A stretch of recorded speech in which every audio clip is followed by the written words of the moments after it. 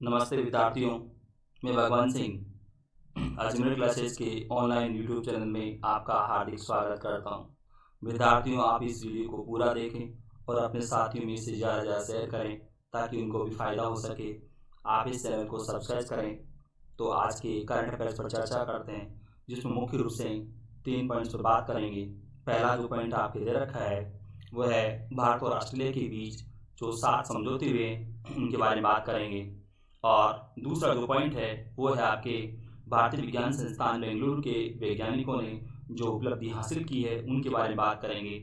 और तीसरा जो पॉइंट है वो है कि मॉरिटोरियम की अवधि के दौरान जो आरबीआई ने बैंकों को ब्याज वसूल करने की अनुमति जो दी गई है उसके खिलाफ सुप्रीम कोर्ट में याचिका दायर हुई है, उसके बारे में बात करेंगे। तो आप पहला क्वेश्चन देखिए। इसमें भारत और ऑस्ट्रेलिया के बीच पहले आभासी सम्मेलन में कितने समझौतों पर हस्ताक्षर हुए हैं? तो राइट आंसर है 7 समझौतों पर हस्ताक्षर हुए हैं। विद्यार्थियों, यहाँ पर आभासी सम्मेलन से मतलब है जो ऑनलाइन शिखर सम्मेलन हुआ है दोनों के बीच, तो उसके बारे में है ये। विद्यार्थियों, इसके बारे में आपको बताऊं कि प्रधानमंत्री नरेंद्र मोदी और ऑस्ट्रेलिया के प्रधानमंत्री स्कॉट मॉरिसन के बीच ऑनलाइन शिखर सम्मेलन के बाद दोनों देशों ने अपने समग्र सामरिक गठजोड़ को मजबूत करने सहित 7 समझौते किए हैं।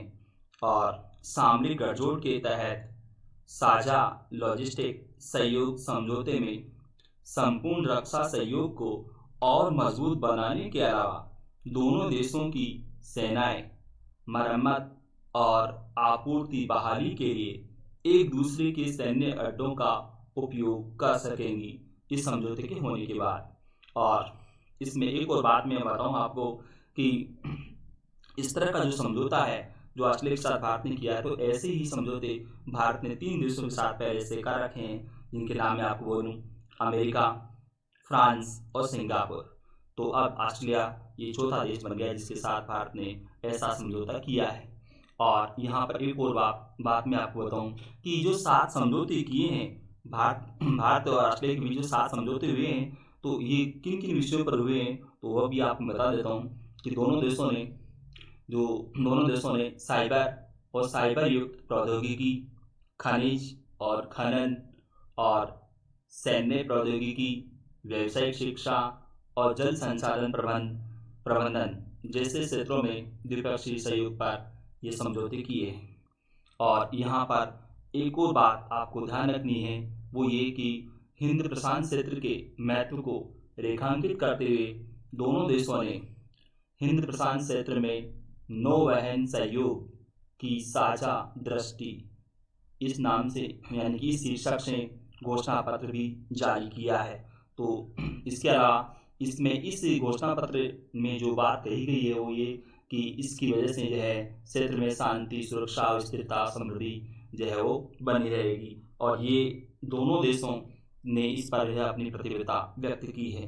तो विद्यार्थियों, आपको इसमें जो अतिरिक्त जानकारी याद रखनी है वो एक तो ऑस्ट्रेलिया के प्रधानमंत्री का नाम आपको याद रखना है।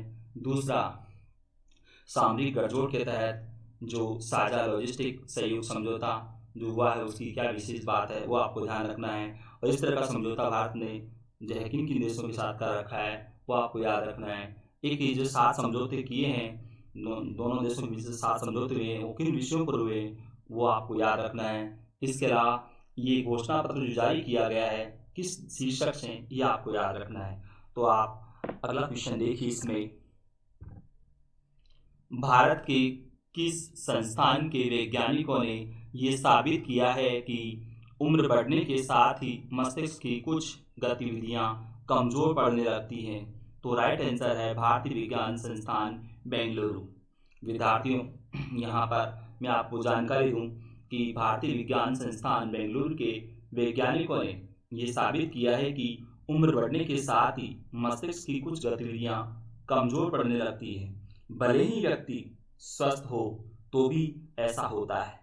और यहाँ पर एक और बात कि अभी तक इस तरह के अध्ययन सिर्फ अल्जाइमर ग्रस्त चूहों पर ही हुए थे और भारतीय विज्ञान संस्थान के वैज्ञानिकों ने पहली बार ये अध्ययन मनुष्य पर किया है और ये अध्ययन मस्तिष्क से जुड़ी बीमारियों, अल्जाइमर रोगियों अथवा लकवे की शिकार रोगियों के इलाज में आगे चलकर कारगर साबित होंगी, यानी कि उपयोगी होंगी।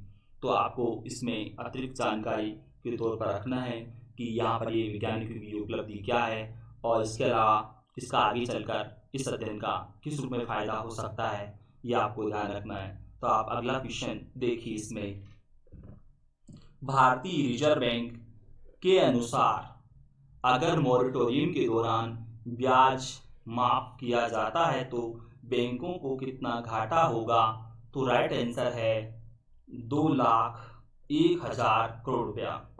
विद्यार्थियों, यहाँ पर जो मॉरेटोरियम लिखा हुआ है तो आपको मैं बता दूं मॉरेटोरियम क्या होता है। वैसे तो मैंने इसके बारे में पहले भी बताया था, परंतु फिर से मैं आपको रिपीट कर देता हूँ इस बात को कि आर्थिक स्थिति के कारण बैंकों से प्राप्त ऋण के भुगतान को कानून के द्वारा कुछ समय के लिए टाल दिया जाता है तो उस प्रक्रिया को मॉरेटोरियम कहते हैं।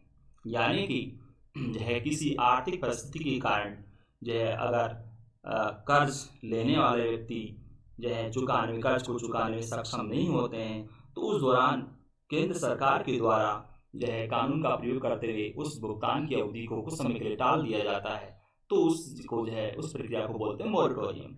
और क्योंकि यहाँ पर अभी जो है लॉकडाउन के कारण लोगों की इनकम घट गई, जिससे वे कर्ज की किस्तों को समय पर चुकाने में सक्षम नहीं है और इसीलिए केंद्र सरकार ने बैंकों से प्राप्त कर्ज के भुगतान को कुछ समय के लिए टाल दिया है। और क्योंकि आरबीआई ने बैंकों व अन्य वित्तीय संस्थानों को 6 माह के मॉरेटोरियम के दौरान ब्याज वसूल करने की अनुमति दी है, जिसने जो है इस अनुमति को सुप्रीम कोर्ट में चुनौती दी गई है। और यहाँ पर अब क्योंकि सुप्रीम कोर्ट में जब इसको जो है चुनौती दी गई है, इससे मतलब है कि आरबीआई ने जो बैंकों को मॉरेटोरियम की अवधि के दौरान 6 माह की मॉरेटोरियम की अवधि के दौरान जो ब्याज वसूल करने की अनुमति दी है आरबीआई ने बैंकों को, तो उस विषय को सुप्रीम कोर्ट में चुनौती दी गई है।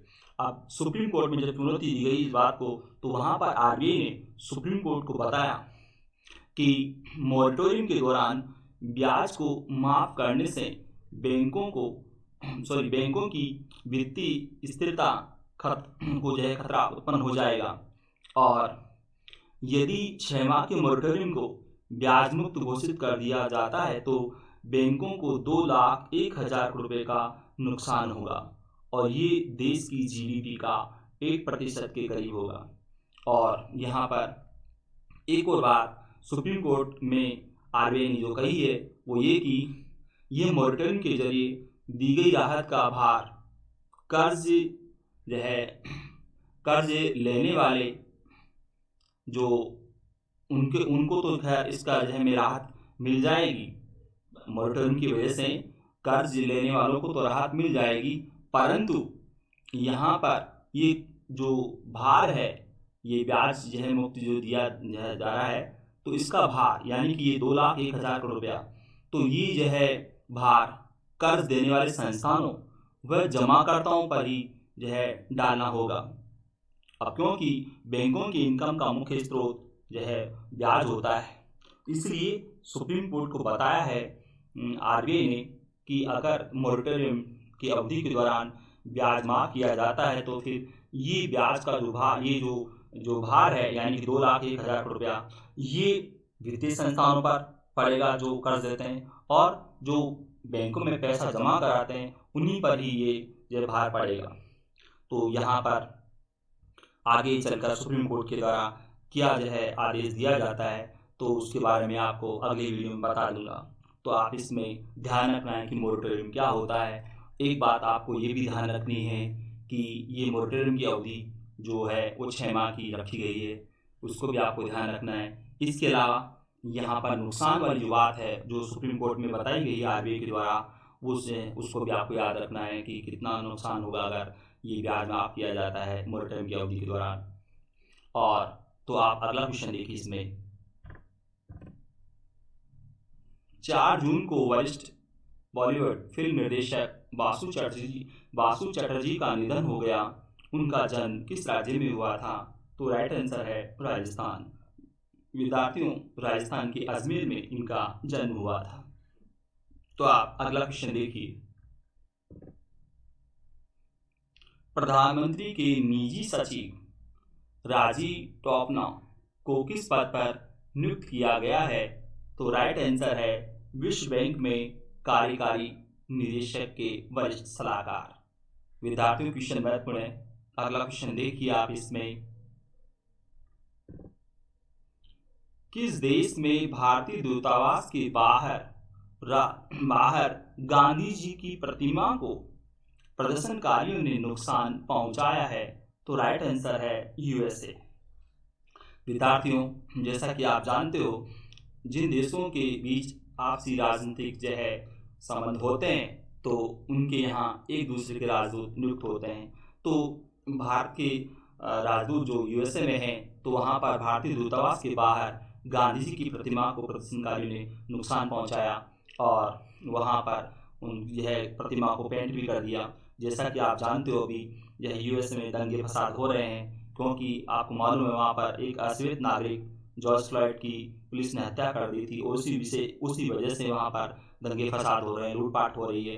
तो इसी दौरान वहाँ पर प्रदर्शनकारियों ने गांधी जी की प्रतिमा को ये नुकसान पहुँचा दिया और इसके लिए भारत में जो यूएसए के राजदूत हैं उन्होंने इस घटना के लिए क्षमा भी मांगी है। तो आप अगला क्वेश्चन देखिए इसमें। ब्रजेंद्र नवनीत को किस पद पर नियुक्त किया गया है? तो राइट आंसर है विश्व व्यापार संगठन में राजदूत और भारत का स्थायी प्रतिनिधि। तो विद्यार्थियों, आपको मालूम होना चाहिए ब्रजेंद्र नवनीत 2014 से 2019 के दौरान प्रधानमंत्री कार्यालय में संयुक्त सचिव के पद पर रहे हैं। तो आप अगला क्वेश्चन देखिए इसमें। अनवर हुसैन शेख को किस पद पर नियुक्त किया गया है? तो राइट आंसर है WTO में भारत के स्थायी मिशन में काउंसलर। WTO का मतलब आप जानते हो, वर्ल्ड ट्रेड ऑर्गेनाइजेशन। तो इसमें आप अगला क्वेश्चन देखिए। रवि कोटा को किस पद पर नियुक्त किया गया है? तो राइट आंसर है यूएसए में भारतीय दूतावास में मंत्री। तो ये भी क्वेश्चन आप याद रखना। अगला क्वेश्चन देखिए। एन अशोक कुमार को किस पद पर नियुक्त किया गया है? तो राइट आंसर है बेल्जियम में भारतीय दूतावास में सलाहकार। और यहाँ पर विद्यार्थियों, जो मैंने नियुक्तियों के बारे में बताया है अभी आपको, जैसा कि यह है राजीव टोपनो के बारे में, ब्रजेंद्र नवनीत, ये एन अशोक कुमार, ये आपके जो अनवर हुसैन शेख, इनकी जो नियुक्ति जो है की गई है, ये क्वेश्चन महत्वपूर्ण है, इसलिए मैंने इन नियुक्तियों को लिया है। तो ये जो आपके मैंने क्वेश्चन दिए, इनके अलावा 2-3 जो नियुक्तियाँ और हुई है, उन नियुक्तियों के बारे में मैं आपको बता दूँ, आप याद रख लेना। तो उसमें जिनकी इनके ये जो आपको नाम बताएं, इनके अलावा जिनकी नियुक्ति की गई है, उनमें एक है आपके ये केंद्रीय सचिवालय में अधिकारी जो हैं लेखन ठक्कर, उनको जो है चीन में भारतीय दूतावास में काउंसलर जो है नियुक्त किया गया है। और एक यह अधिकारी और जिनका नाम है एच अथेली, उनको जो है यहाँ फिलीपींस की राजधानी मनीला में एशियाई विकास बैंक के कार्यकारी निदेशक का सलाहकार नियुक्त किया गया है। विद्यार्थियों, इन दोनों अधिकारियों के नाम भी आपको याद रखना है कि इनको किस पद पर नियुक्त किया गया है। तो आपको ध्यान रखना है लेखन ठक्कर, इनको तो जो है चीन में भारतीय दूतावास में काउंसिल के पद पर, और दूसरा जो अधिकारी एच अथेली,